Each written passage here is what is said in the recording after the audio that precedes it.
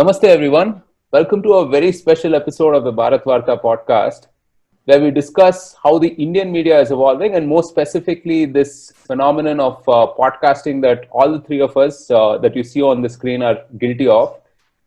Let me very quickly introduce my guest today. We have Kushal Mehra, who runs the Charwock podcast. Hi, Kushal. Namaste. How are you? Good. We have Aadit Kapadia, who runs MyIndMakers. Hi, Aadit. Hi, Roshan. How are you? Hi, Kushal. Hi, Aadit.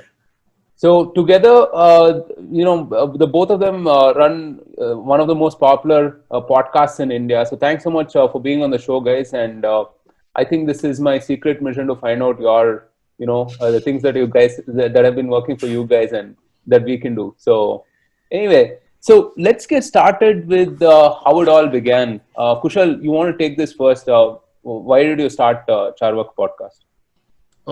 So I was a consumer. So for me, in my case, I think 5 or 6 years ago, I watch a lot of mixed martial arts. So there are mixed martial arts podcasts too.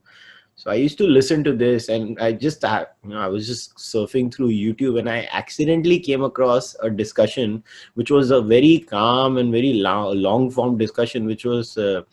So it was about Brock Lesnar's return, and I was like, wow, this is nice. They are not shouting at each other, and they were just discussing very normally. And then something struck to me. I was like, would they be doing this about politics? Because I was a sports fanatic. So like I only watch test cricket and mixed martial arts. So I was like, okay, let me figure out agar aisa kuch politics mein. Obviously in India, nothing of that sort was happening. And then I bumped onto not necessarily a podcast. I don't think so. Dave Rubin's show is a podcast per se, but it is like a show which is long form and interviews, but it is very much like a podcast. It is neither an interview nor a podcast. It is somewhere in between. And then from there, you know how the YouTube algorithm works, right? It keeps on giving you different options and recommendations. And then I went across to Pod Save America, who are these guys who worked on the Obama campaign. And then I heard them. Then I bumped on to Joe Rogan. And then there were so many science podcasts. Then I figured out, okay, even Sam Harris has a podcast. I used to read Sam Harris's books without knowing he actually had a podcast. Like I've read all his books. But I did not know he had a Waking Up podcast. At that time, it was called Waking Up. Now it's called Making Sense. So that's how I started. And then I became hooked onto the medium. And I used to listen to, on an average, at least, I still do, by the way, I listen to at least 3 to 4 hours of content. Even today, as of today, I will listen to 4 hours of podcasts every day regularly. And then I just loved the medium so much that, here's a medium where you can ask a question to someone and let them speak for 15 minutes. And as they say, sunlight is the best disinfectant. And if they make sense, they will attract people. And if they make no sense, they'll fall flat on their faces. And then I was like, is anybody doing it in India? And I literally searched. When I say in India, I mean the non-left India. I'm not talking about left-wing India. I have no idea what they are doing.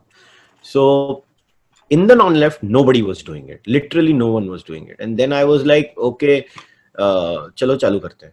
And then I started it. And I remember, I think MyIndMakers also started right around the same time. I think both myself and Mind have started 3.5 years ago, if I remember. We were a little, 2015. But again, the first 6 months were like, we all faced the same issue. Like people didn't even know what podcasting was. I'll let you complete and then I'll go. Sorry, Kushal. Yeah, so around that time, I only remember Mind was doing it. And but here's the thing, MyIndMakers was just a news and views show, जिसको बोलते हैं, जिसमें weekly news को they used to cover. And I was not honestly. I think I even remember talking to Pramod on the phone 3.5, 4 years ago. And Pramod told me, we are doing this. And I told Pramod, तुम लोग ये करो. I literally remember this. मैं ये नहीं करता हूँ. I want you guys to grow in this. मैं एक काम करता हूँ, मैं दूसरी लाइन पकड़ता हूँ. I clearly remember this telephonic conversation. I think I even had this conversation with Aadit, but Pramod का मुझे पक्का याद है. I spoke to Pramod and I had specifically told Pramod, तुम लोग ये कर रहे हो, मेरे को इसमें compete नहीं करना है क्योंकि I want you guys to grow. And मैं ये चालू करता हूँ, मैं different weird subjects पकड़ता हूँ. And I anyways by nature, I was not interested in news and politics per se. My focus is more philosophy and science. I always like to understand why people behave the way they behave. So for me, my journey was very simple. I'm just very curious by nature. I like to ask questions. So that's why I started it. And I think this is the best medium personally. Yeah. No, I couldn't. I couldn't agree more with anything, with all of the stuff that you mentioned. Actually, you had a good point about hosts being consumers of podcasts as well, right? And how that makes a difference, because as a listener what really works, what doesn't, and when you're producing a podcast, you're very conscious of that as well. Adit, you want to take us through your founding story with MyIndMakers?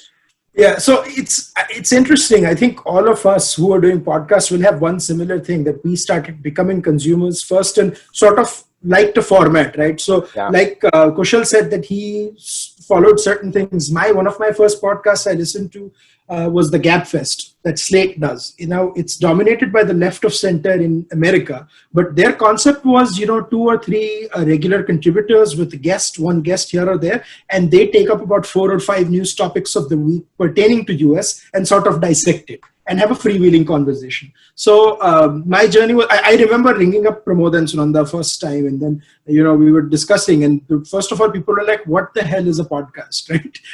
Because in terms of, in terms of Indian news, no one knew what podcast was. And I kid you not, at that time, NDTV was doing podcasts. But this is what podcasts were. They would take episodes of Big Fight, left, right, and center. They would download it and upload it on SoundCloud. That's it. So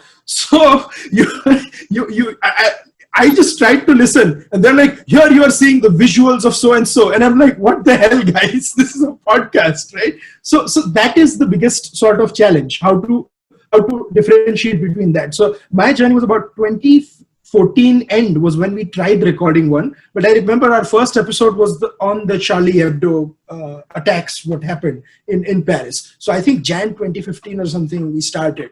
And I'll tell you, the first 15 weeks when we did it, we were uploading podcasts as YouTube videos or something, because you don't even know about SoundCloud, iTunes, the reach, because at that time India wasn't a streaming nation. Like people would download the episodes on Wi-Fi and then listen to it when they're on their way to work. Whereas in America, most people listen to those episodes on the commute. They just stream and play. So that was a challenge as well. So I think that is our journey like 5 years ago. But as Kushal said, the nature, it's very important for you to know what your audience is and what do you want to convey through your podcast. So with our podcast, we wanted to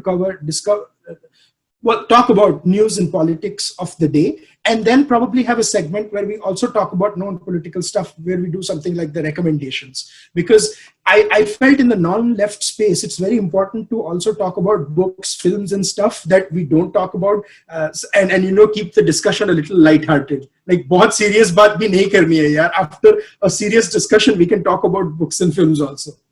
Yeah, I mean, we can go into a whole section on how we need to kind of reclaim aesthetics and stuff like that. Books, films, art, whatever, right? But yeah, we got started at Bharatvaarta pretty much in the similar way. All of us are part of WhatsApp groups. All of us are active on Twitter, and often what happens on WhatsApp or Twitter, I mean, you could blame it on the medium or the intent.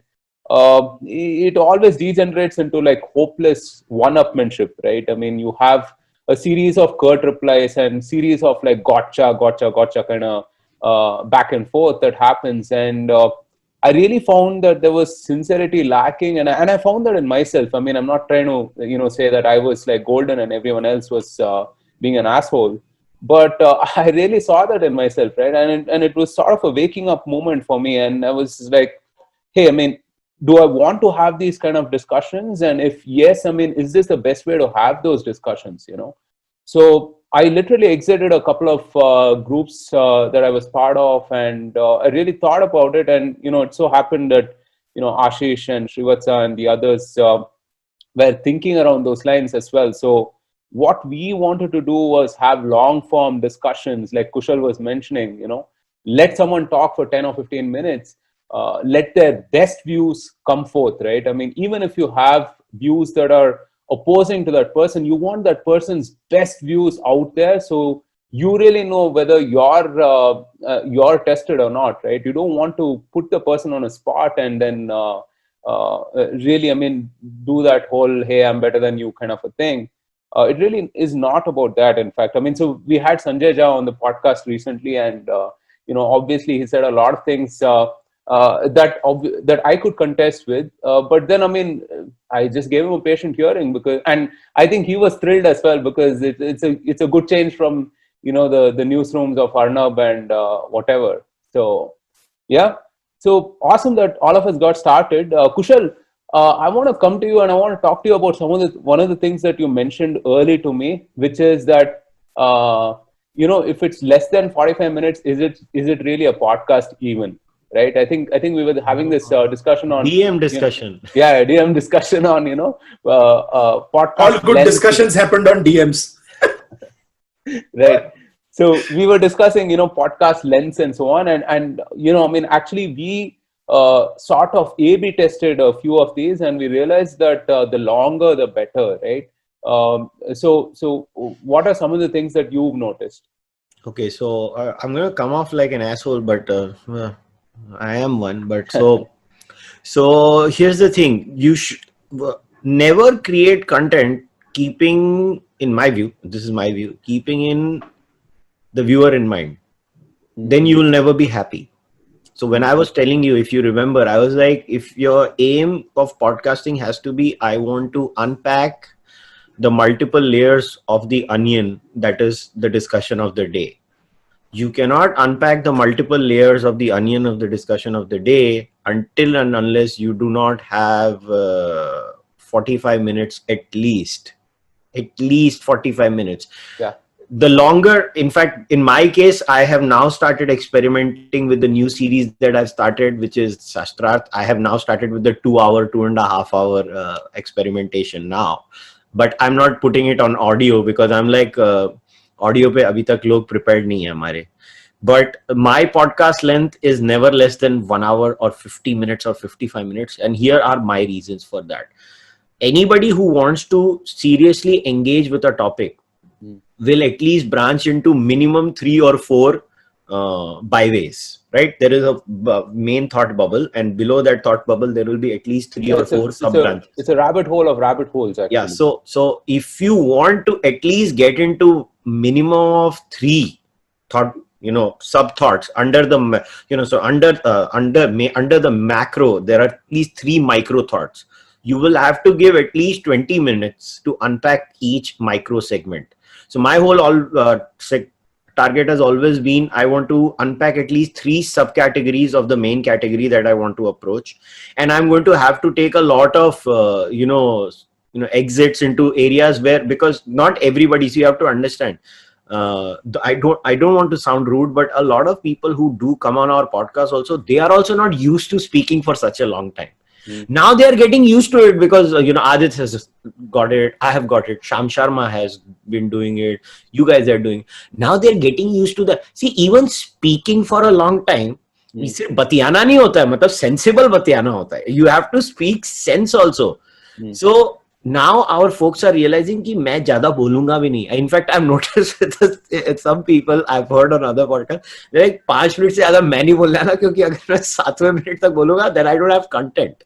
So this is also, so that's why I said 45 minutes cannot be a podcast. If it is a podcast, it has to be 1 hour, because then you're doing justice to the subject. Otherwise, it's a show. Call it a show. If it's 30 minutes, it's a show. It could be an audio only show. A podcast is people who sit across each other through a Zoom meeting or physically. First rule is, I will not attribute to you any malice, right? That's the rule of podcasting. I am inviting you on my podcast because I want to give you the benefit of the doubt. Assume good faith.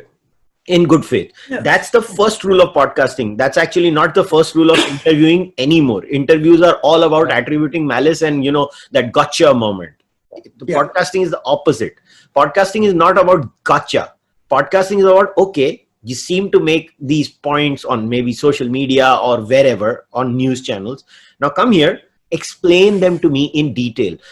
You need an hour, yaar. You can't say, 45 minutes mein chalo, khatam karo. You can't do that. And that's why I was telling you that if you are so my whole point in that DM conversation was, decide karo. Podcast banna hai ya show banna hai.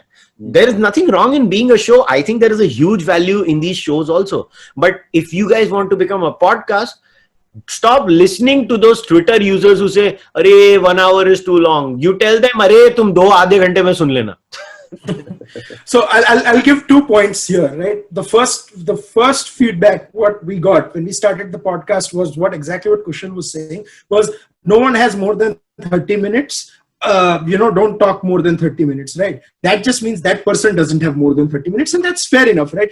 My problem is whenever you are bracketing yourself into a 30-minute, 40-minute time slot, you're looking at the time more than the discussion. So in my opinion, the podcast shouldn't have any defined time whatsoever. I have done podcasts which are about 35 minutes long, but those are what? Me just talking one-on-one like an interview and just about one topic of the week rather than, going in detail. But then I've done podcasts which are like 1 hour and 20 minutes long because you are talking about 3 topics of the week. Now, if someone starts talking about India's Pakistan policy, that alone will take about 1.5 hours to talk, right? So you can't just say 10 minutes, ho gaya, chalo, we won't talk more about it.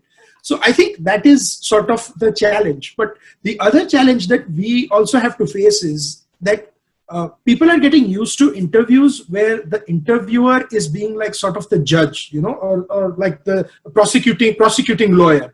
Now, the best interviews are where the interviewee and the interviewer both are comfortable, right? So if you actually see Jayalalitha, who people say was one of the toughest persons to interview, Simi Garewal got her to sing a song on her program, and can you imagine, and a Hindi song that too? Like, can you imagine the Chief Minister of Tamil Nadu, Chief Minister sitting and singing a Hindi song on a film interview, right? So, but why? Because she was comfortable. She thought that she could, say more. She talked about how she was. So, I think that is also we have to reclaim that space because we don't have to be in our face even with our adversaries, political adversaries every time. Yeah. No, absolutely. So for us as well, it was a futile mission to kind of contain some of these discussions, right? And because I remember looking at the time and it was just like, hey, what the hell are we doing here? Our first podcast was about 20 minutes or 25 minutes. And I can, almost sense Kushal scowling at that, right? So, and then we did about 30 minutes and 45 minutes. And today, I mean, it's really hard for us to, do anything which is less than an hour.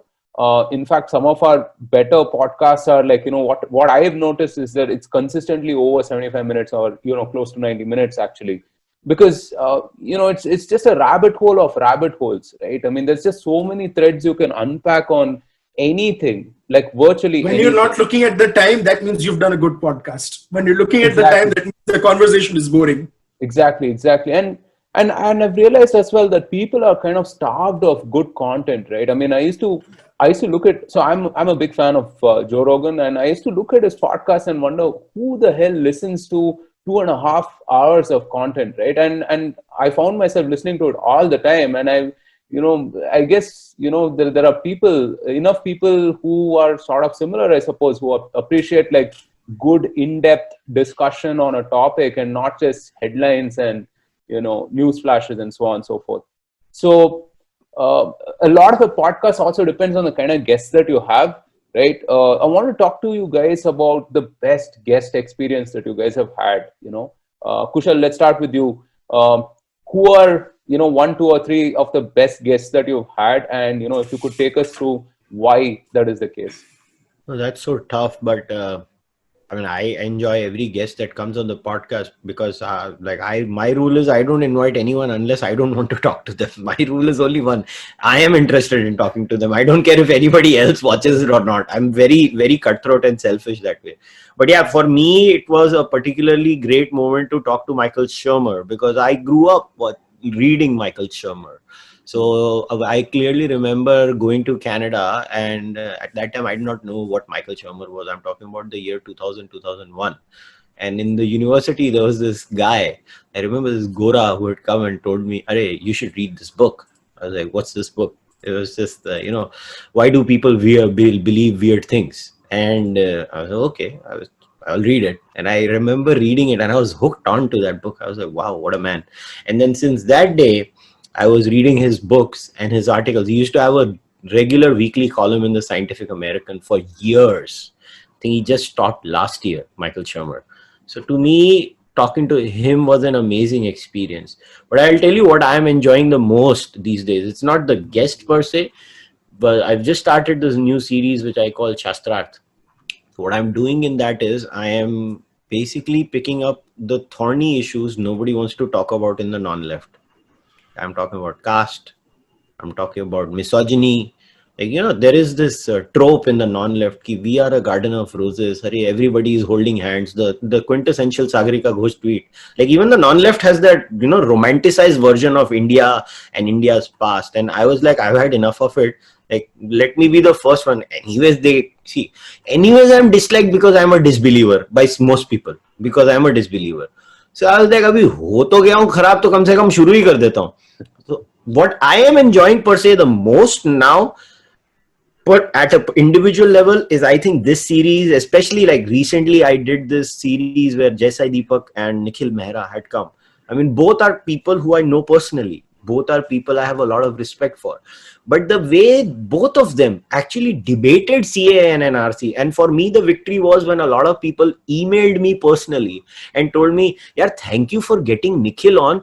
We did not know the potential problems with NRC. Now we can actually understand the opposition to NRC. Like, I am someone who's opposed to NRC. I am pro CAA. I'm not pro NRC. And I have been very clear from day one, but my whole opposition was not ki ye communal hai. No, I didn't think it was communal. I just thought it was silly. Like, the whole exercise was silly. But the point is, when I saw those two guys debate, and I'm telling you, even physically, when I was listening to them as I was conducting the podcast, it was such a thrilling experience for me. So I would say, yeah, at a personal level, because Michael Shermer was such a hero of mine, because I read him so much. Like, I grew up reading that man, right? Skeptic magazine. If you are a disbeliever, you're reading Skeptic magazine. It's like that. It's a very common thing for disbelievers to read Skeptic magazine. And then to have him on my podcast, that was something. But I personally I believe I enjoy every guest. I'm very serious about this. Like, when I invite someone to talk to on a subject, I am genuinely curious. I hope that curiosity comes across in the podcast. But I love talking to them. I love asking a question and listening to them. Do I agree with them? I actually don't agree with 70% of my guests or 70% of the things they say. Because naturally, I mean, I am a disbeliever, and most of the times I'm talking to believers. So there will be a lot of disagreement at many levels. But I still love the process. So for me, it is not the guest, it is the process. I believe that's what excites me. So yeah, other than Michael Shermer and this particular incident, my respect for Jaisai Deepak and Nikhil Mehra just, crossed the roof, to be very honest. It was such a learning experience for me at an individual level. Both lawyers, both accomplished lawyers, and the way they were not, there was no ad hominem. I mean, I remember in the discussion, Sai actually telling everyone, look, if you want to go against NRC, go at the feet of Nikhil Mehra and learn how to present an argument. Imagine, do you think that will happen at in a mainstream media debate where somebody who doesn't agree with the other side actually is paying tributes to the other opposing side, where he's saying, I may not agree with his NRC point, but if you want to learn something, go in there. So that to me was very, very satisfying. So I guess that's my answer. I don't like to pick individuals, but yeah, for me, each and every guest is amazing. And I mean this seriously. It's not a cliched reply. I actually, because I'm thankful to them. Yaar, wo log aa rahe hain, bula rahe hain, to aa to rahe hain kam se kam.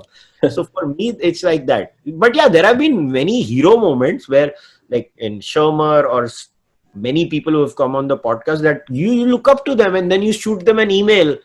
And then they say yes. And I'm like, Arey wah, isne to haan bol diya. So that kind of stuff has happened all the time. Yeah. Aadit? Yeah. So my response would be similar. It's not so much as the guest. I mean, I've enjoyed chatting with each and every guest. It's more of the episode and the content, right? Like, and I don't think there has been a single episode where I've been very annoyed with the guests or something. It's always been great fun chatting. But on the top of my head, there were one of the discussions we had with Amish. Like, we had an hour-long podcast with Amish. That was fascinating. Then we had one with Dattaji Hosabalde from the RSS. And it was very interesting, right? That you don't have the RSS leadership in a very freewheeling conversation. That's the sort of thing, the cliche. But it was, we had him on for more than 50 minutes. It was fascinating, to know their views or something. And at that point, it doesn't matter what you agree. See, now I've come to a point where if I don't agree with someone on a specific thing, I don't say after them, oh, I don't agree with them. No, I mean, I don't have to say everything with a disclaimer. Everyone is free to say whatever they want, and I'm free to, with my beliefs. So same with Anand Ranganath and Sanjeev Sanyal. There was a fascinating discussion on his, books and stuff like that. So just variety of episodes. But I think the key is that what Kushal and I both are doing is we're not focused on one topic, right? Even if we say news and politics, it's, I think, where we would be in a problem is if we are bracketing ourselves to only topic. Like if you're talking about culture, you cannot just talk about cultural issues. I mean, that's fine to be as a niche, but you have to get perspectives from multitude of people on that specific issues as well. So that would be sort of my take on this. But one interesting thing that I would like to see in the Indian podcasting space is a lot of journalists, like anchors, TV studio anchors or something, they have assumed a very larger than life persona. I would like to see how they would react in a one-on-one conversation like this, right? We are seeing that to some extent on the left, but can we see that on the right? Like Air Vice Marshal Arjun Subramaniam, right, who's written books and he served, like he was here for a conference in Houston. And I met him and we were talking. I was like, sir, would you like to do a podcast? And he's like, yeah, why not? So we sat down and we talked for 40 minutes. And I was like, if he can do it, then why can't our anchors? Like he has served in the Indian Army. He has written fantastic books on it. So why not? So that's what I would want to see as a natural progression. Yeah, maybe you should have Arnab Goswami or someone on the show sometime. Then he might just take over my show and start hosting it himself, forgetting that I am the host and not the panelist. Maaf karo. Dekho. Nation wants to know. See, I have nothing against Arnab or his viewers if they find him great. It's just not my kind of show. Yeah, it's good to say that because so I just said it in jest. How can people pay attention when there are 12 panelists? I really want to know. I really do want to know. It's one of those miracle things, right? I just can't wrap my head around it, especially considering the kind of discussions that we have. I mean, I can't agree more with what Kushal and you have said, which is it's really about the process, right? I mean, at some level, the guest also doesn't matter as long as the process is sort of adhered to. One podcast that I can think of is the one that we did with Harsh and Sridhar Vembu, where these guys were coming at it from such different places, right? But then, I mean, you knew essentially that each of them were trying to understand the other point of view, and they had I think great things can happen when you assume good faith and good intent. And really try to thread that argument. We had Amish on the show as well, and I was really surprised at how candid he was, and he's a damn sweet chap. That is one thing that I can think of, and I think, I mean, so the Balaji Srinivasan episode was such a bouncer because I had prepped, I had gone and seen all of his views and what should I ask him, etc., etc., etc. And the moment he started talking, all of that prep went out of the window because the guy is just a force of nature. I mean, he's just like bam, okay, like a bullet train. And I just said screw it. I mean, I'm just going to run with it, and just was like a kid in a candy shop, just asking him things that I didn't understand from the previous 5 sentences that he spoke of, right? And Can I ask you both a question? Is it? I don't know if you guys have done audio and video both. Has it been I know right now and during the lockdown, everyone's doing video podcasts and audio stuff and all that, right? In the last 6 months, has one or the other been a bigger challenge, or it doesn't really matter? That's for both of you. Anyone can take it. I was just Roshan. So we were late to. That's a nice one, no? Kushal putting the rookie in front. Huh? Welcome to the world of podcasting. That was very, very subtle. So we were late to video actually, and we were kicking ourselves considering how well video has done. I think there are two attributes to video, right? So one is, obviously people love watching things better than listening to things somehow. I'm not precisely that kind of target demographic. I do listen to a lot of podcasts because you can listen to podcasts when you're doing things, right? So considering we're in a lockdown, there's a lot of housework. Obviously, you can understand jadu, pocha, cleaning utensils, getting this, getting that, and I'm at it, man. So I'm just like listening to these all the time. So that, and the other thing is a lot of uncle auntie log watch videos, right? So when I share these podcasts, I get asked this question, ki kya hota hai? What is this, right? But a YouTube link is the same content, but then totally different response to it. So we've been late to the video game as such, but I think it's like sort of one of those indelible changes. I don't think we'll go back to audio. Maybe like Kushal, like as he mentioned, there might be certain sections we might keep audio exclusive, right? But yeah, video has been good for us.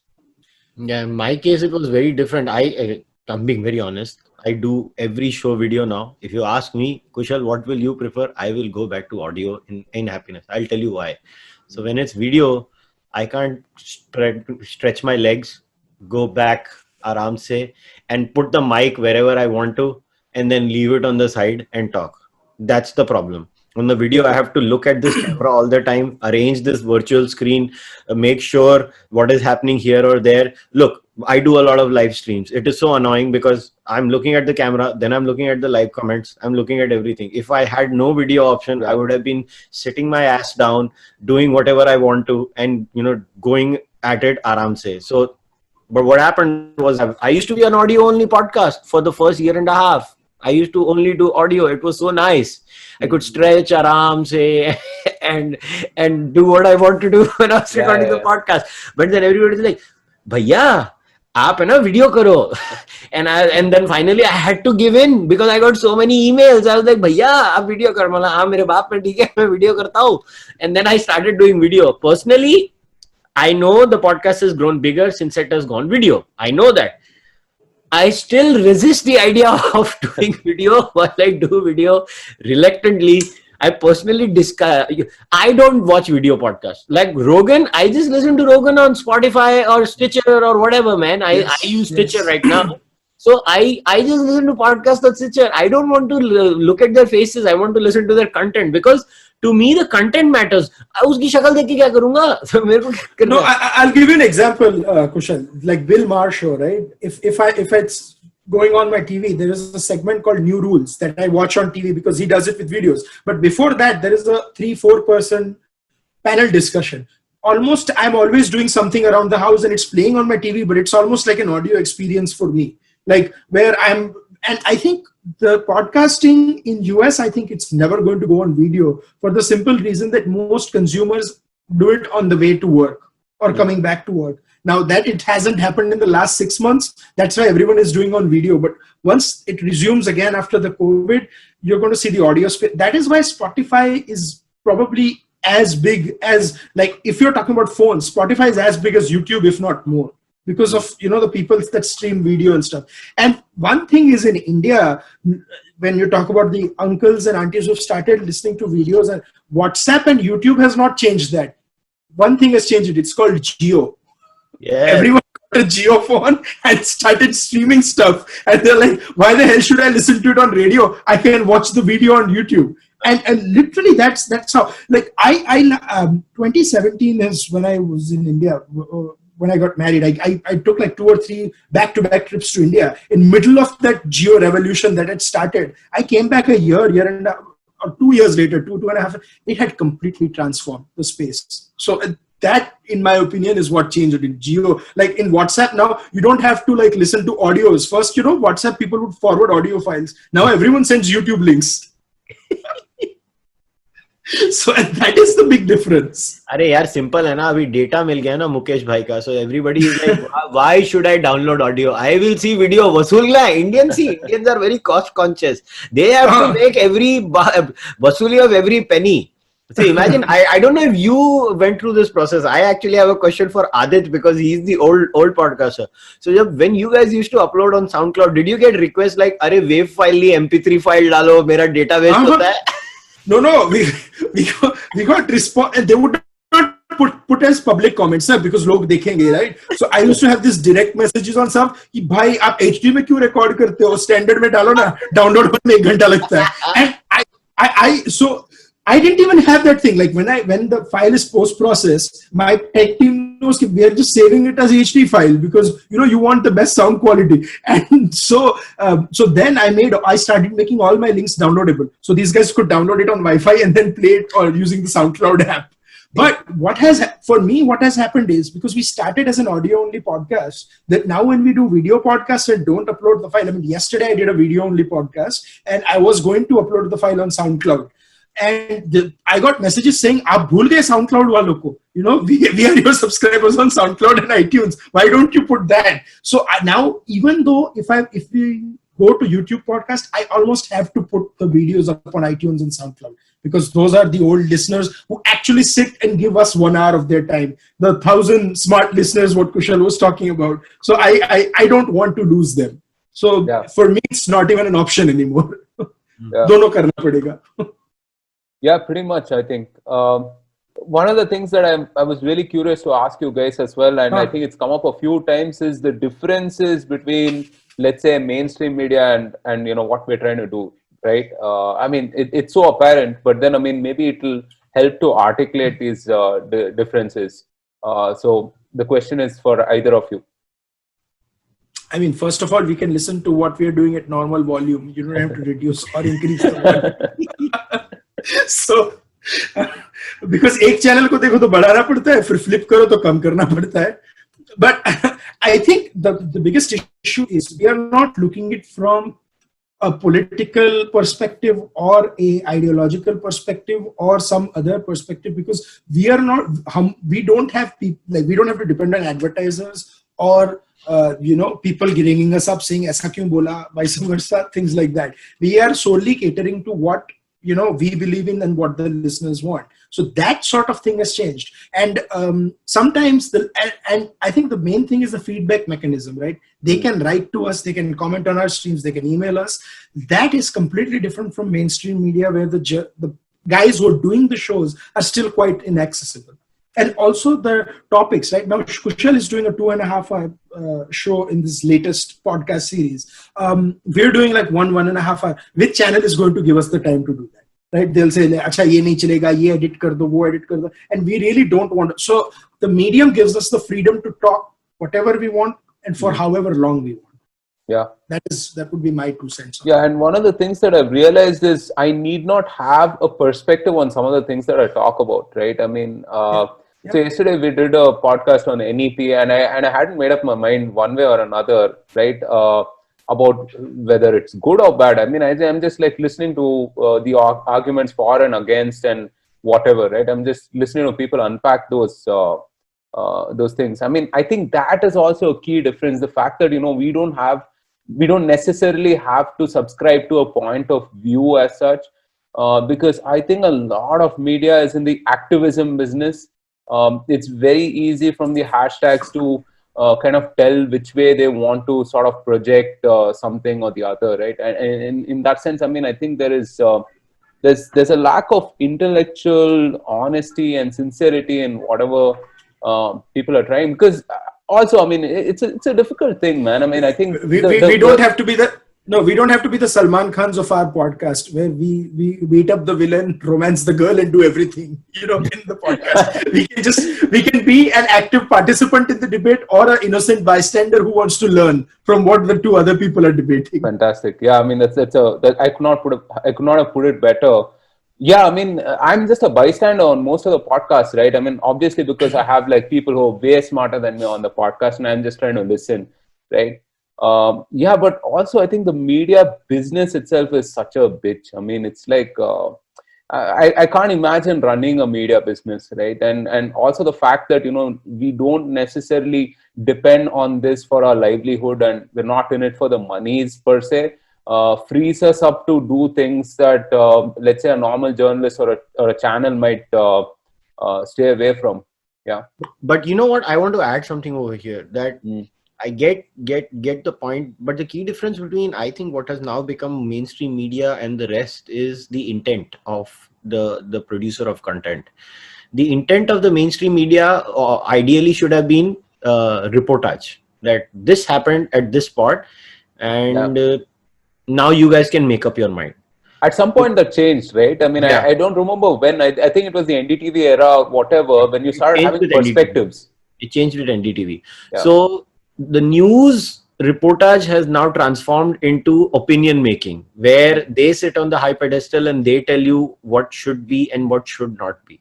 It is like, it has become a reportage se Babaji ka pravachan. And I have not seen a single news channel, and I'm saying this very seriously, if I pass by and my wife or my father or my mother are watching TV, I don't consider that as watching news. Like, I actively have not sat down and watched a single news discussion in the last 6+ years. I have completely boycotted all of them. I don't care. The difference is when you come to a podcasting platform, I think like you said, you have to be comfortable with the idea of what is epistemic humility. You have to understand you can't know everything. On the other hand, you should be a keen observer, and you should be in a position where I want to learn something. You should go, in my view, I go to a podcast thinking, what can I learn from person XYZ? And that's how it comes off in most podcasts that are successful. Like, look at Joe Rogan for that example. Joe Rogan is the most curious man alive today. Yeah. He wants to know everything. And that's why he's like, no, not less than 2 hours. It's so funny. He's like, I want to know you. This is my way. How Joe Rogan says, like, in this room, we are locked and we have no option but to know each other. So I want to know you. And that's where a good podcast comes out. If the host is curious, and the host can know more than the guest, but it doesn't matter. Let the guest speak. And in Sanskrit and Hindi, we have that word shishtachar. I think media has lost that shishtata. We don't have that shishtachar anymore on the mainstream media, and I too can't stand Arnab. I mean, I don't know what he's done to the speaking shishtachar of this country. I mean, 18 लोग एक panel पे थे यार एक दिन. पता नहीं याद है तुम लोगों को वो Twitter पे screenshot आया था. 18 people on the screen, and if they would have managed that Samsung logo away, they could have fixed one more in. But they needed Samsung, so that 19th person could not enter. But this is not how you do discussions. And I think, and you know what? I want to add one more point. I know we are able to do what we are because we are financially stable, but I want that to end. I want us to depend on these mediums.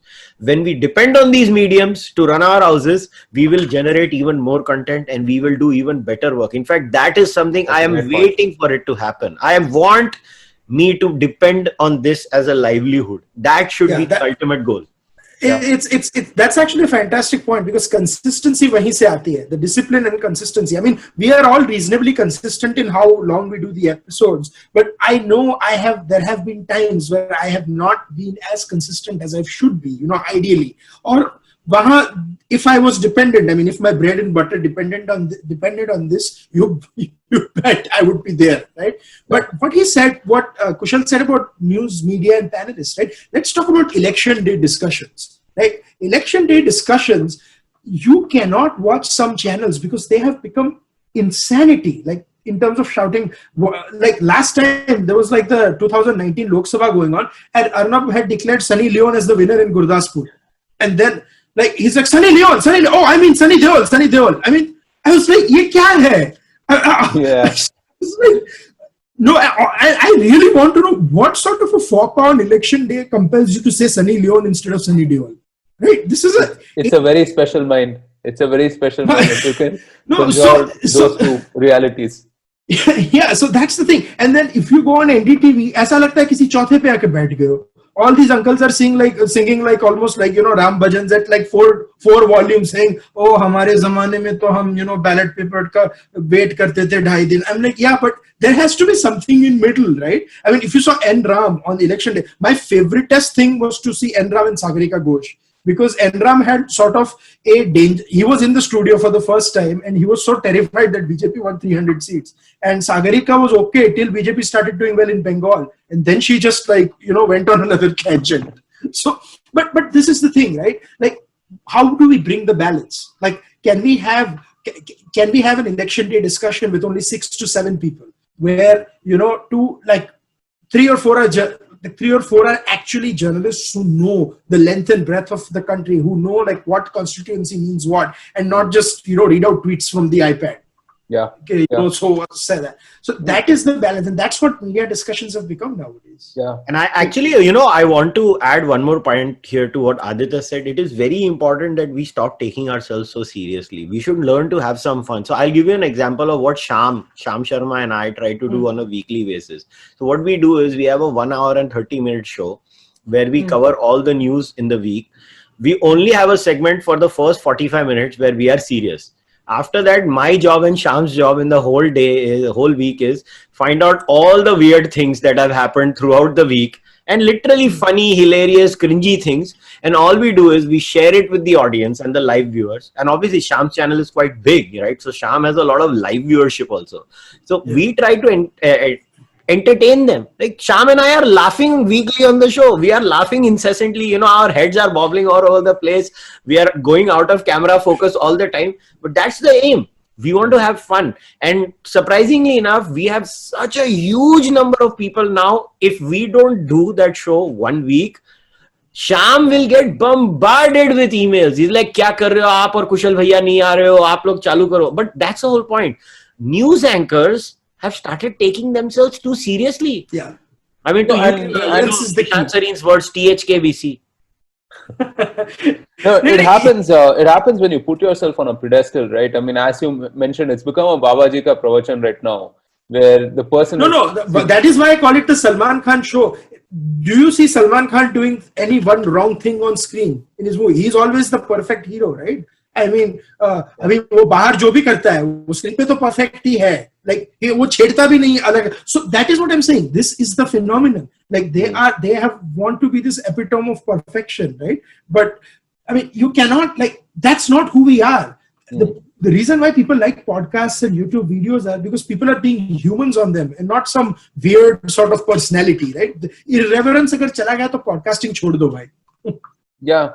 I mean, the other thing I think it's come around full circle at this point of time is the fact that a lot of these guys infantilize the consumers as such, right? I mean, how much they can think and their capacity to process information, so on and so forth. And what we're seeing right now is that, whether it's podcasting or even Netflix, man, I mean, entertaining content as such, right? I mean, it's 10 hours long, a series. People are consuming it, like rapidly, right? I mean, people are flocking in droves to some of these long form platforms as well. So, yeah, I mean, do you think that it will change? I mean, do you think that podcasting is that change, or do you think that the television channels or the newspapers will have a rethink movement and they will say, hey, maybe we should go in a different direction? I'm going to say something very controversial here. I think, I don't know about Aadit. I actually want to ask you and Aadit both. So let us discuss this at a very data analytics level. So I'm being very open. Most of my regular listeners are Indians, but they are usually Indians outside India. Similar experience. तो समझ जाओ हमारे देश का क्या हाल है फिर. No, but I don't even have to say I am an Indian based outside India. So most of my 50% of my viewers come outside India. So, Aadit, I'm very serious about this. No. I absolutely agree. Our viewership, all of us, and this includes, I'm including Sham without asking Sham to. I think so there is a rise of interest in long form, intellectual, serious, decent civil content amongst Indians outside India. This is a gigantic rise. The breakup, in my opinion, is about 40-60 right now. 40%, 35 to 40 in India, and about 60% outside of India. Yes. Yeah. So I'm actually very happy to see that sort of validated with you guys as well. But I mean, maybe the same people watch 3 of us. Who knows? Yeah, The so same guy is commenting. He's like, मैं ही देखता हूँ तुम तीनों को, चुप रहो तुम तीनों. they're probably listening to this and like, you know, and exchanging some messages, right? I mean, like, look at this Yeah. Mehra talking दो more. तीन WhatsApp groups पे गालियाँ पड़ रही हैं हम तीनों को. Yeah. But you know what though? I mean, I want to talk to a few of those guys and really understand, you know, what the hell is, you know, what's happening, because I mean, that sort of that was significant as well, right? So we're seeing 30%. So I'll tell you one thing, right? About streaming. I'm sorry, I didn't mean to cut you off or something. No, go ahead. Yeah. So about streaming, let's face it, streaming saved Indian television, right? Indian television in the last 10 years before streaming came. And I don't just mean Netflix, Amazon. You can throw in any app like Z5, Alt Balaji, you know, jo bhi abhi naye aa rahe hain. That just like how streaming saved Indian television, podcasting, YouTube videos will save Indian news. And people will start consuming this, because ultimately internet is the future, right? Yahan pe America mein, if you go to houses, most houses have cut cable. Like even if they don't have cable, all of them consume using Fire Sticks and stuff like that. Amazon Fire Stick is like the number 2 sort of device or something. So that is, so eventually in India also you are going to see more and more of dependence on internet. I don't have cable TV as well. I mean, I haven't had cable TV in Neither do I. years, right? So and maybe you want to listen to the Prime Minister's speech, or maybe there's some event that's happening which anyway streams on YouTube anyway, right? So this Ram Janmabhoomi thing I was watching on TD News on YouTube.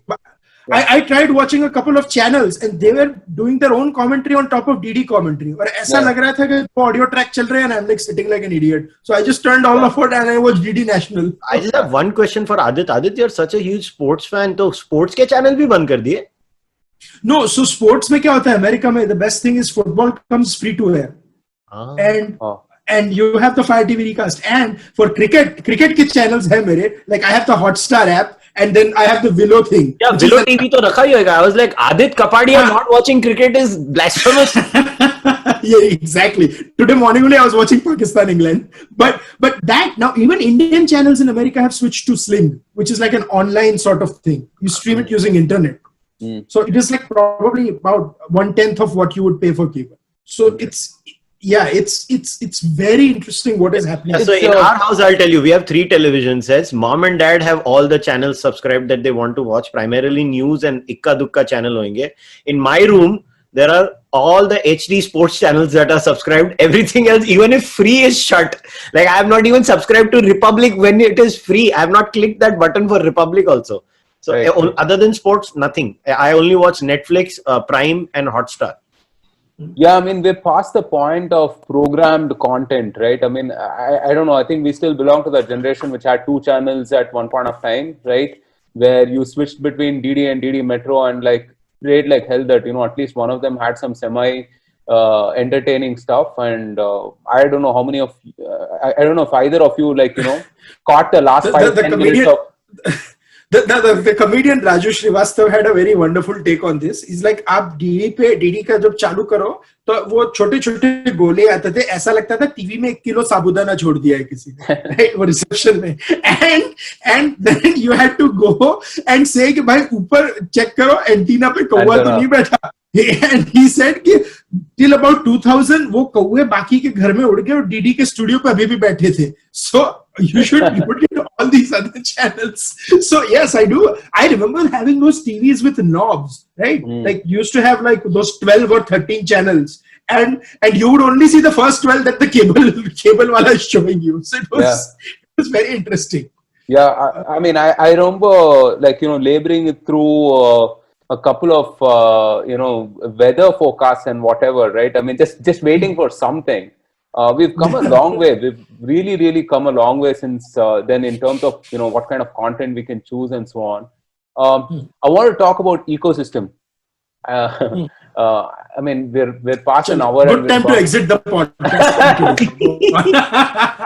Yeah. I was just going to say it's taken an hour to get to that, right? So which is good by somebody. Really, go on. I'm just I just was curious about what you guys felt about this whole ecosystem thing, right? So which is that, you know, trying to create a narrative to sort of battle the common perception that is around at this point of time, whether, you know, that is from a non-left space or a dharmic space or whatever it is. Are you guys conscious at all about something of that sort? Like setting a narrative, forming an ecosystem, etc. So both of you look. Aadit can go first, Yeah. then I'll go first. Okay, there are two parts to this, right? First is setting a narrative. So sure, I mean, you can set a narrative. You cannot say that you are rebutting something by and then setting a narrative. Like rebutting is fine. I think it's a very important thing. Great point. But if you want to set a narrative, it has to come from a position where you're not rebutting anyone. You are actually giving your point of view, and you're trying to convince the other person that this is the point of view. You know that you cannot start with an assumption saying X, Y, Z is wrong, so I'm right. You know, it has to be like why I am right. So that is what we have to focus on. Second thing, in terms of ecosystem, yes, it's a useful idea in terms of having a free space where people can share, like, you know, other points of view. But we all of us also need to start, and I count myself included, right? Maybe I have inadvertently messed up. We need to start taking disagreements also. You can have 70% supporters, 60% supporters, 90% and 100%. Everyone needn't agree with you every 100% on all the things. And the idea of an ecosystem doesn't mean that there is 100% acceptance of every idea. It just means that there are people who can share whatever perspective they have on idea, and that's how you come up with a narrative. You can only come up with a narrative on a subject when you have people agreeing and disagreeing with it. If I have like 5 panelists all agreeing with the same thing, that's not coming up with a narrative. That's just an echo chamber. Yeah. So no, I mean, if you want my one line on this, we have to create an ecosystem and not an echo chamber. Wow. Man, what sound bites, yeah, Aadit? Seriously. You belong on Arnab's panel. So no, then I'll be then no, Arnab is not ecosystem, not echo chamber, is only eco. Yeah, my favorite part in that is the part where people wait for that lag, right? I mean, there's this nervous anticipation when he asks a question and there's a lag, and then 12 faces just waiting for when the person starts talking. Yeah. But that you also see in Zoom audios, when you have family calls, right? One person jumps in and all 10 are like, hello, hello, hello. And then they'll be like connecting to audio. And I'm like, bhai, usko sunne to do, fir hello, hello, bolo. So it's just like that. Yeah. Yeah. Sorry, you're going. Yeah, you're saying. No, I was just saying that it's just such a huge moral responsibility, right? To own something like an ecosystem or setting a narrative. And to be honest, I don't think I'm up for it as such, right? And I have no delusions of that. So yeah, I mean, can you imagine that? I mean, I don't know. I think you have to be at some level a little bit corrupt to assume that you know what is good for everyone, and then you're going to somehow move the strings along and move the pieces along in the boat to sort of set that narrative and set that ecosystem for good and bright discussion for everything in India, right? I'm happy to be a piece, I'm happy to be a cog in the wheel, and happy to sincerely work towards that. Right. Kushal, any thoughts? Well, I actually find this term itself very funny. I mean, what ecosystem? My allegiance is only to the truth, nothing else. I don't care if it hurts one or the other. I have always, that's how I've always been. That's how I've been raised. Your allegiance is to the truth. There is no such thing as a larger group. Beyond a point, we are all individuals, and we are in this journey of. See, what happens is what plays out on the social media, it's just a kitty party, to be very honest. I've said it many times. It's very funny. The only time I went to the Ideas India Conclave in Goa, I even said it then. I was like, "It's a kitty party jaisa lag raha hai mere ko." I said it. I mean, I don't care. You don't have to invite me again. I don't care. I'm very honest about this. It's just what plays out on social media. Clearly not an ecosystem player by how irreverent you are, right? So yeah, so I don't believe in this. I don't believe in this concept. I believe in synergies. I don't believe in ecosystems. I believe that if there is something on a particular point of view that I agree with someone, I will help them and I will agree with them. you want to build ecosystems. I mean, what ecosystem are we talking about here? What is this ecosystem? Like, I'll tell you how people will. 4 years ago when Pramod and I, or 4.5 years ago when Pramod and I had a conversation, it was that time that I thought, I don't want to create a competing narrative with someone that I want to be promoted. Is that an ecosystem? I just think that's being a decent human being. Or Pramod telling me, Kushal, you should also start doing it and we will promote you. I don't think so. That's being an ecosystem. That's just being a decent human being. Yeah. When you want someone to come up in life. I thought that was how I was raised by my parents. You want everybody to grow in life. Yeah. I did not know it was going to be called ecosystem. Yeah. And Kushal and I, like, we've had a podcast running for almost 4 years now, right? I mean, that's when Kushal started. I started 5 years ago. We've never had a problem conversing on Twitter, DMs, whatever format, right? Like, in fact, I'll tell you, Kushal and I were actually planning to have a podcast anyways, like scheduling match nahi ho raha tha mera 2 hafte se. We've been having, I mean, and we'll probably, like, God willing, in the next few weeks or something, we'll have one. Like, it's, you know, let's not take ourselves too seriously. Yeah, see, I'll tell you what happens, Roshan, on social media. I think Freud used one of those good words when Freud came up with the concept of the narcissism of the small differences. So what plays out on social media is genuinely the narcissism of the small differences, because let's be very clear, and I start with myself, I'll name myself. We were nobodies who became somebody, right? Because of social media. Now, many people can't handle being somebody. Yeah. I'm just saying it very clearly. And so, yeah, kya ecosystem? There are just some people who are addicted to the clickbait. There are some people who have started taking themselves too seriously and they've dropped in this word ecosystem. There is no such thing as an ecosystem. Let me tell you, even the left. See, am I part of the BJP? I'm not part of the BJP. If I want to see, if you're a political animal, then you talk about ecosystems, you talk about these things. Or if you're part of the culture war, I am part of no culture war. I don't think there is a war. Like, I always tweet about that. I was like, kaun si war hai bhai? India on every metric is becoming better daily. India mein every day people come out of poverty. Now you can say the crimes are increasing in India. No, actually the crime reporting is increasing in India in terms of FIRs being filed. So slowly you find that crimes are rising in India. No, actually, if you look at the reality, and if you do a much wider data analysis, you'll realize that India has changed. Like crimes on women. Do you think crimes on women did not happen in India's past? No, it obviously was happening.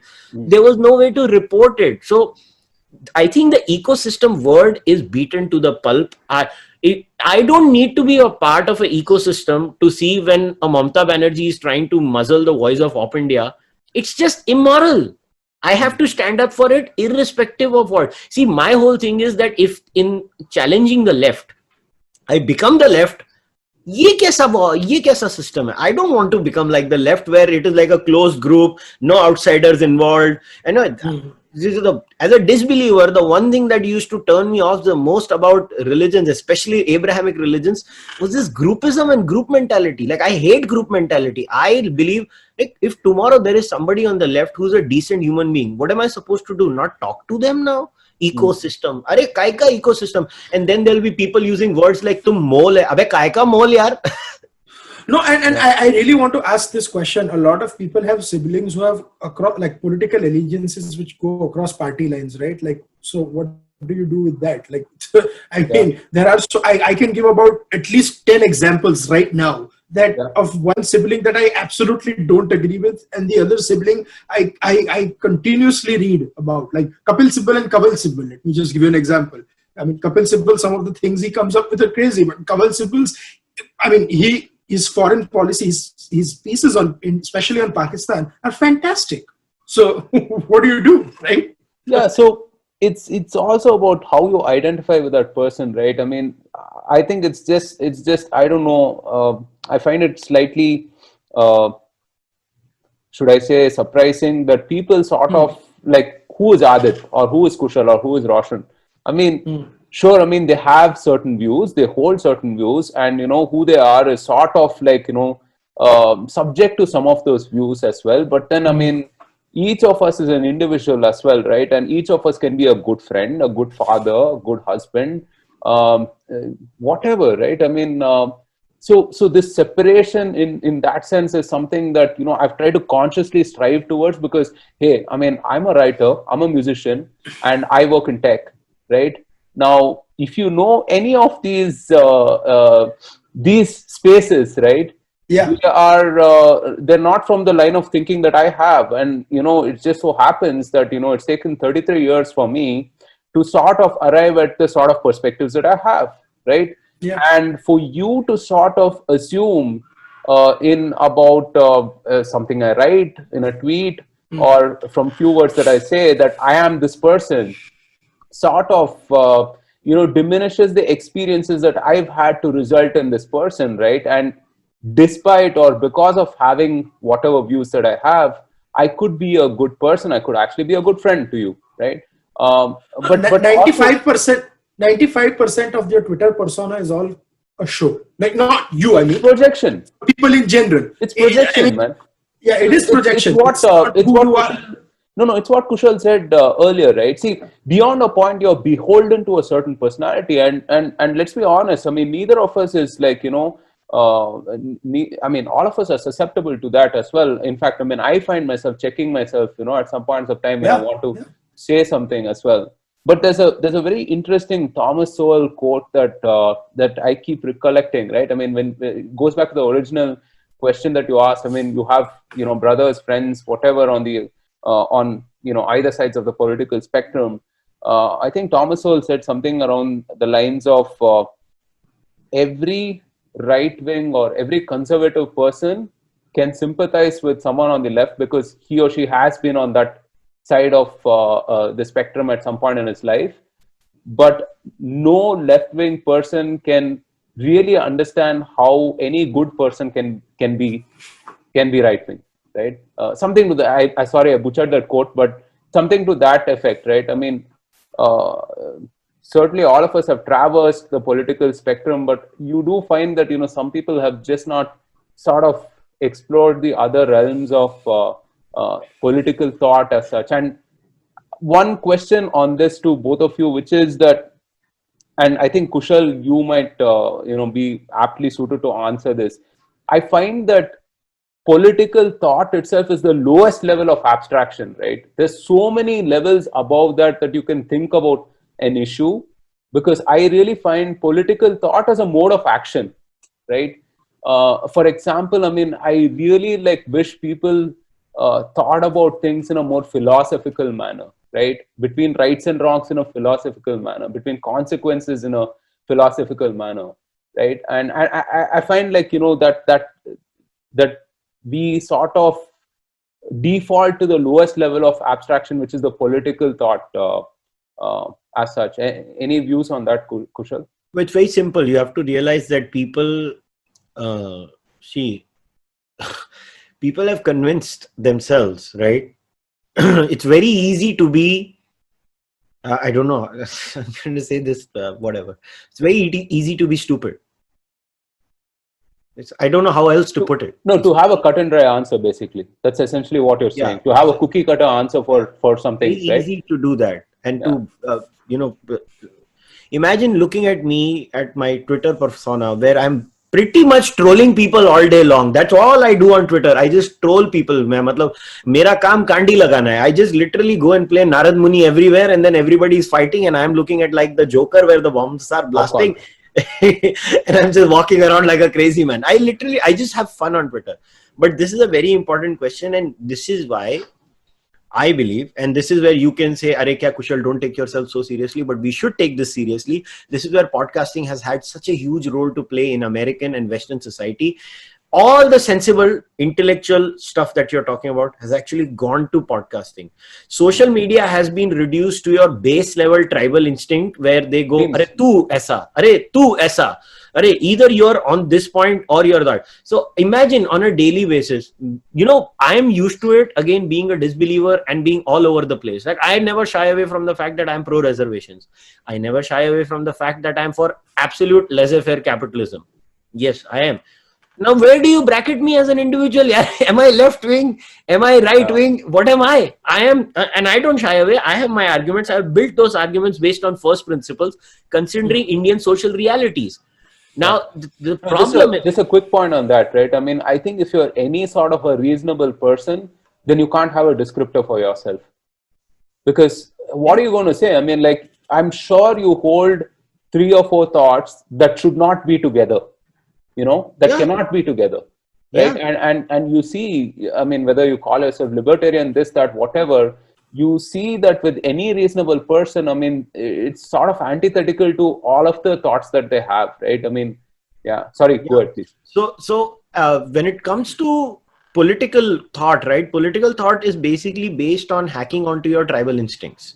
Political activism, it functions on that very notion. And secondly, I'm tired of this, but I think I'm the only one who keeps saying this, that when are Twitter and Facebook going to openly come up and say they are drug peddlers? Why don't they say that?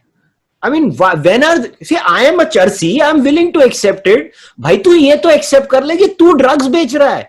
See, my whole point is cigarettes are coming with a statutory warning. Alcohol is coming with a statutory warning. Facebook, Twitter, Instagram are not coming with a statutory warning. They have to give, there should be some law that tells them that before somebody subscribes or opens an account on Facebook, Twitter, they have to tell them in big full caps letters, we are making you addicted to this medium. This is how our algorithm works. And what we are doing is damaging young kids. We're literally damaging young kids and convincing them that there is this war. And the politicians will love this, yaar. See, you raised a very important point. What do you think a politician wants? People are constantly involved in mundane, stupid discussions. Like, see, it's a terrible tragedy that Sushant Singh Rajput ke saath jo hua. But let me tell you, if I was to say this with openness, I have not given a single tweet. This is my first comment on the entire Sushant Singh Rajput saga. I have not even tweeted about it. The point is, no side wants the truth, yaar. Do you think Arnab, who is shouting daily, really wants the truth in the Sushant Singh Rajput case? Do you think the opposition, where Barkhada suddenly comes up with that psychiatrist or whatever that person was, so gross to talk about Sushant Singh's life the way they did? Because these people don't want the truth. They actually want people to remain stupid. And social media is the perfect place where people are addicted to stupid. And if somebody tells that to them, they think that person is evil or arrogant. No, that person actually cares for them. We need to take people to that next level where every argument should be based on first principles, in my view. And this is what I have always believed in. Argument should be based on first principles. I don't care which side of the aisle you lead to. What are we going to do? Tomorrow a left winger says gravity is real because we disagree with a left winger. We'll say, no, I am to a flat earth now. Bas ho gaya. मैं तो flat earth camp में जा रहा हूँ. I drop this. I mean, what? Tomorrow Dawood Ibrahim says evolution by natural selection is real because it's Dawood Ibrahim uttering those words. You're going to dump it. This is what social media has done to people. They have become tribalistic. No, let me give this. Oh, sorry. Complete your point, Kushal. No. Go ahead. Bolo. No. So I was going to. So there are two things here, right? About the political point. I think in times of social media, even political thought has become issue based. Like, what is your position on one issue, and that's how you decide what your politics is going to end. Unfortunately, that's just how people have become. What he gave about an example, let me give you about what's happening in the US election, right? I have no bone in this fight. I actually vote in India. But if I were a voter here, especially if I was an Indian American voter here, I would be terrified because neither of the options are good options, Joe Biden or Trump. And when people on Twitter say, "Arey, but Trump is with India on Kashmir," boss, he cancelled H1 visas. He almost sent Indian students packing home. So what are you talking about? His one move has actually damaged Indian citizens more. And Joe Biden is in support of that. But then he's making statements against India on Kashmir. So what is the good choice? You can't just say because you like one person, you like one position, that's why he's the best thing ever, right? There has to be a bit of nuance in the positions as well. And in terms of thinking, like let's talk about cinema or sports or art or literature. You're almost always going to find people who you don't agree with on politics or something, appreciating movie, or you are appreciating their craft. What do you do with that? You appreciate one thing, but you don't agree with their politics. You cannot just be like, oh, I disagree with your politics, I'm just going to boycott you from everything. I mean, yahan pe, like especially in US right now, like when we are meeting with people from different countries, you are going to meet people from a variety of countries. Like, you are not just going to say that, oh, I disagree with your politics. Just get out of my way. Let me get the coffee first. It's just nowhere. This discussion will go nowhere. I'll actually add this. I always do this with everyone who goes after me about my views. I was like, yeah, you stay at home with your parents, right? Most Indians do, right? We stay with our parents more often than not. They're like, yes. And I asked them in Hindi or English. I was like, do you agree with them all the time on everything? I was like, what kind of a house is this? I was like, really? I was like, okay, so no, I disagree with my father on many things. I was like, what do you do then? I was like, you dump him every time you have a disagreement? He's like, why would I dump my father? I was like, now use that logic on the other person also, you dumbass. Yeah. I mean, so much of this is also a hangover from the 2012-13 sort of social media as such, right? I mean, where everything on the non-left was against left, right? What did you stand for? Against that, right? And but I think before, I would have to add, before Yeah. 2012, the discussions on Twitter used to be a lot more nuanced than what they are right now. The inflection point, in my opinion, was probably right after the Gujarat elections 2013, when the national campaign of Prime Minister Modi also started and more people started coming on Twitter. That's when it changed. Or maybe even post, like in the last 3-4 years, maybe even then. But I remember distinctly in 2010, 11, 12, I used to have discussions, debates with a lot of journalists who are on the left, and they would actually have nuanced positions also, and not the positions that they take right now to appease their sets of followers. Yeah. Yeah. And also, I mean, I think it's a lot harder to have a voice of your own, as in to come up with, I won't say original thoughts, but some thoughts of your own, as against saying that, hey, that thing that you said, well, that's shit. Or that's like, I don't disagree. I disagree with that. But why? And what do you think about the larger significance of some of those things, right? I mean, it just takes a lot more time and effort to sort of delve into those nuances and articulate them, I feel.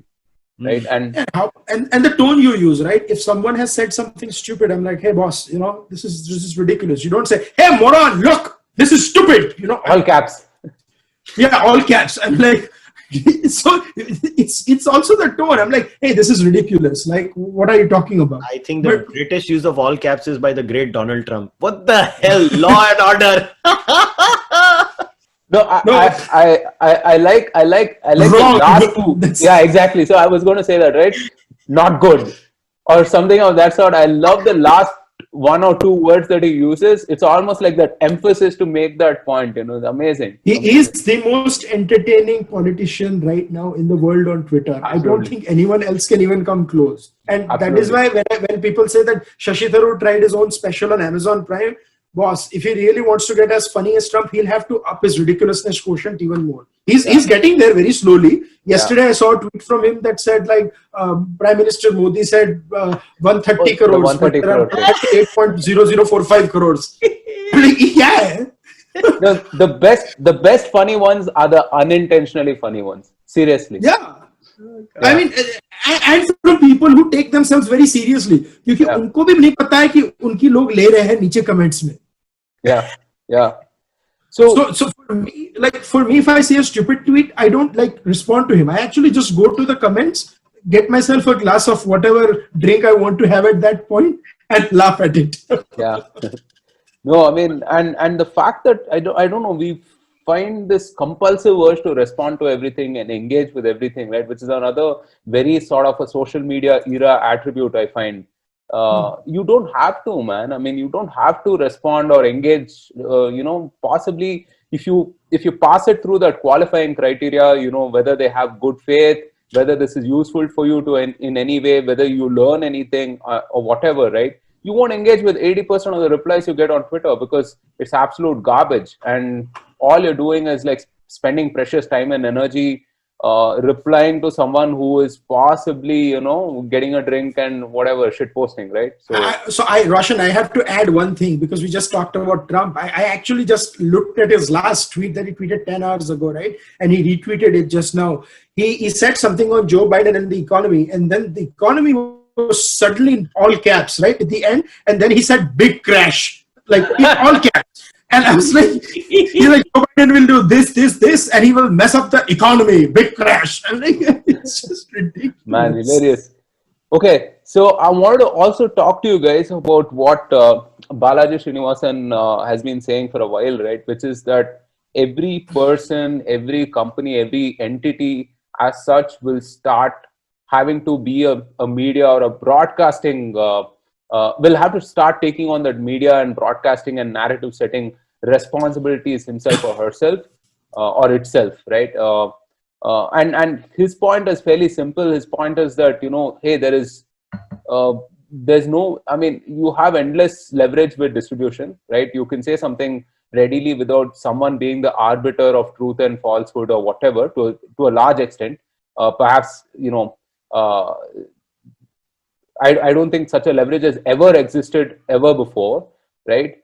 So why don't you tell the world what you stand for, rather than be defined by all of these other things, right? So to that degree, considering that all of us have started podcasts and all of us are putting our perspectives out, how important do you think it is for people to start putting their perspectives out?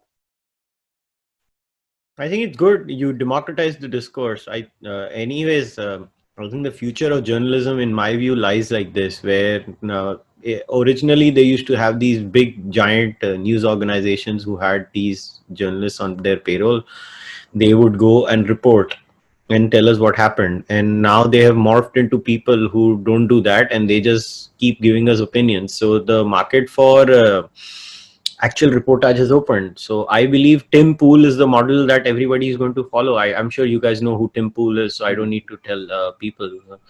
I think there will be thousands and thousands of Tim Pools in India, where somebody in Ayodhya is talking about local issues, and his subscriber base will only be Ayodhya Walas of YouTube, and Ayodhya Walas will go on his channel and watch it, and he will get enough numbers and monetize his own word, where Ayodhya people will be like, "Ha, bhai, I'm just Falana Banda, and what is he?" So I'm assuming in the parliamentary constituency or in Faizabad district or whatever, if anything happens, these 2-3 beat journalists who are on YouTube will go and they will give us the news, and we will trust them. And he can set up a direct subscriber model where he's actually dependent on his parliamentary constituency. And similarly, there will be a state level journalist, and similarly I think the model of the national media is not going to last, in my view. I don't see it lasting. I think the media landscape will become decentralized. It will become local. It will go from a minimum parliamentary level to, say, probably a state level maximum. I don't see the national level media, these dinosaurs, and I call them dinosaurs. It doesn't matter which side they are on. If they like Modi or dislike Modi, these are dinosaurs, and I don't see them lasting more than 20-25 years. Yeah. So no, I think that whole thing is unbundled, I feel. Yeah. Sorry, Aadit, you were saying. That change has already happened in US since the last 20 years, where most people only watch their local news, their 10 p.m., 9 p.m. local news. So when you have the big four in America, which is the CBS, Fox, NBC, and I'm forgetting the fourth one, I think CW. But basically NBC, Fox, and CBS are the big three, and they all have affiliate stations in cities, big cities and stuff, which do the local news at 9, 10 o'clock. They also have national broadcasts, which are free to air on YouTube. Right? So their own national news broadcasts are probably watched less in local areas and stuff, or probably not watched by many people. The only time people watch national news in America is if there is some national event, like some election results, or some tragedy has happened, or some hurricane is it. Yes. So, and CNN and all of them have bracketed that space, CNN, Fox News, nationally and all, that they are not going for like 2 million viewers a night or something, or maybe they are going for 2 million, not for 20 million a night. But there are local channels who have the same numbers as CNN does in the Houston sector, where the same number of people watch it. So that is one thing. That's what I see happening in India. Now, let me give you an example of a Netflix show that I just watched. It was in a language called Flemish. So a lot of people might not know Flemish shows. That language is only spoken by 65 lakh people, 6.5 million people. And they had multiple shows, fantastic shows on Netflix. Now, if you look that as just as a benchmark, like 60, 70 lakh people, in India, there are at least 20, 30, how many languages would fall in just that 60 lakh or above things?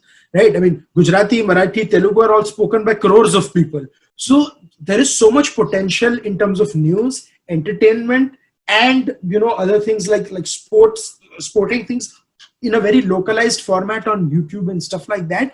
And that is where I see the space sort of changing, where all of these sectors are slowly going to come and start doing it on social media and stuff, and people's dependence on these national media channels, it's going to reduce. Yeah. Hopefully someone solves for discovery and, kind of aggregates this in a meaningful way for people to, subscribe to these views and points of, and different people, I think. So, all right, guys. So, sort of at the end of the podcast right now, I wanted to end with a few recommendations from all of you, from both of you, in fact, on your favorite podcasts. What should someone do, not do, etc. So rather than recommendations, I think I will say that I just have one message to everybody who watches these things. Put your money where your mouth is. Could you say that louder, Kushal? Yeah, put your money where your mouth is. Why should I do anything else? Everybody who listens to all three of us, or maybe Sham Sharma or anybody else, you want us to do this full time. You want us to do this. Boss, paisa do. Simple si baat hai. If you pay, you have these things. Now, to answer your question, I had to say that because somebody has to say that, and nobody shames people. Yaar, paisa do. Arey, paisa nahi doge to kaam kaise hoga? So please start paying. If you want good content, you have to pay people. Now on the second part, honestly, on the Indian scene, I have become so turned off by Indian politics. I stopped listening to Indian politics. I will give you outside Indian politics, and I am a sports lover. I still love sports podcasts, or maybe, I don't know, there is a show called Morning Combat where Luke Thomas and Brian Campbell do this once a week show. It is hilarious. Even if you don't watch Morning Combat, like mixed martial arts, right? There is this segment that they have DMs from donks. And have you seen this shit? Where they basically share videos, and they're hilarious videos, and they're just laughing. And where Brian Campbell tries to annoy Luke Thomas, who's kind of a serious guy, and Brian Campbell is like a jokerly guy who tries to have jokes or something. So I think Bill Burr's podcast started like that, right? I mean, if you remember, I think the older episode was just him. Monday morning was just him reacting to something, basically. So that's there. But I listen to, obviously everybody listens to Rogan, but I like science and philosophy. So most of my time goes in either Panpsycast, a philosophy podcast. It's a very serious philosophy stuff. I listen to that regularly. I listen to Science Salon by Michael Shermer, where he does book interviews. Like, I read books, right? So I want to know the author's thought process and the book. So I listen to that regularly. Sam Harris is wonderful. Rogan is always there. So Rogan is the default. So I'm giving you names other than that. And that's pretty much how it is. Like, I will, these are the podcasts that I listen to regularly. One thing I've started listening to very regularly also is a relatively unknown podcast in the American scene too. It's called the Urbane Cowboys. These are a couple of Republicans from Houston, actually, from where Aadit is from. So these guys are very interesting. They have a lot of policy discussions. I like listening to them. Very chota sa podcast, but I love listening to them. And then on science, one more I listen to is the Insight podcast, where Razib Khan and Spencer Wells, they come together and they discuss scientific papers. Like, I love all of that stuff. So I'm giving everybody science and philosophy recommendations. Politics to bahut dekhte ho. So my recommendations would be along similar lines, like not on political lines, about different. First, if you want to know, if you really want to get an irreverent take on the politics, especially in the American sense, NPR has this wonderful podcast called Wait, Don't Tell Me, where, there is just three panelists, and it's just outstanding. Then there is another podcast that I just started listening. It's in Gujarati, called the Prabhas Podcast, where there is a famous Gujarati actress called Gopi Desai, who interviews people, and that includes Paresh Rawal and others also. And Paresh Rawal, for 45 minutes in Gujarati, where he was on an irreverent spree, where he's out of politics, right? So he didn't give a damn what he was talking about. about. You should listen to it. It's a very different side than what you see on Twitter, right? So and like I love theater. Like I absolutely love theater. And Kushal, living in Mumbai, knows how big Gujarati theater is in Mumbai. And so when you listen to all these people who are talking about their experience, and you have to, you almost laugh like what kind of dumbass things they have to do on TV and films, and you know how they joke about it. That's kind of funny. Then as Kushal said, I love cricket. I have to mention Andy Zaltzman is a wonderful cricket satirist from UK, and he used to do this podcast called The Bugle with, at that time, was a little known British comedian called John Oliver. Now, John Oliver is a big name, but I have been listening to them for like 7-8 years. John Oliver doesn't do it anymore. It's Zaltzman does it himself with guests, but it is fantastic, right? And I will give him credit for the finest one-liner I've ever heard on baseball and cricket. When John Oliver was in New York, Andy Zaltzman said, "John, did you teach them cricket?" And he's like, "No, they watch baseball here." And he's like, "Oh, just tell them cricket is baseball for anyone who has half a brain." So, and John Oliver was like, "I'm never repeating that on air. Never ever." So those are my recommendations. Awesome. So my recommendations are obviously the classics, Knowledge Project, Shane Parrish, Joe Rogan, and then Tim Ferriss. I mean, these three are podcasts that I regularly consume, and something that I've been turned into off late is the Brown Pundits podcast, I think, which is run by Razib and the guys. I really like the way they engage their guests. I mean, it's a lot of good faith. I mean, they try to delve into nuances of these people, right? So those are my recommendations. All right, guys. I mean, so we're at the end of the podcast. Thank you so much for doing this. This was a super learning experience for me. I'm going to be reflecting on this and taking notes and doing all of the things that you guys recommended. So for everyone who's listening, support long form content. It's the best thing you could do. Not really, but yeah, I mean, sort of the best thing that you could do. And tune into Bharatvaarta, Charwock, and the MyIndMakers podcast on anything that you want to learn, right? So cheers. Bye. Bye. Cheers. Thank you, guys. Appreciate it. Thank you for tuning in. This podcast was brought to you by the team at Bharatvaarta. If you like this podcast, then don't forget to share, subscribe, and rate us on your favorite platforms. Speaking of, we're available on Anchor, Apple Podcasts, Google Podcasts, Spotify, Stitcher, Breaker, YouTube, and a host of other platforms. We started Bharatvaarta to facilitate long-form discussions on policy, politics, and culture. We don't necessarily endorse anything that was said in this episode, but if you do wish to offer us feedback on the content or anything else, do reach out to us on social media or get in touch with us on our website, www.bharatvaarta.in. The links are in the description below. Thanks again for tuning in. Until next time, stay safe, take care, and Jai Hind.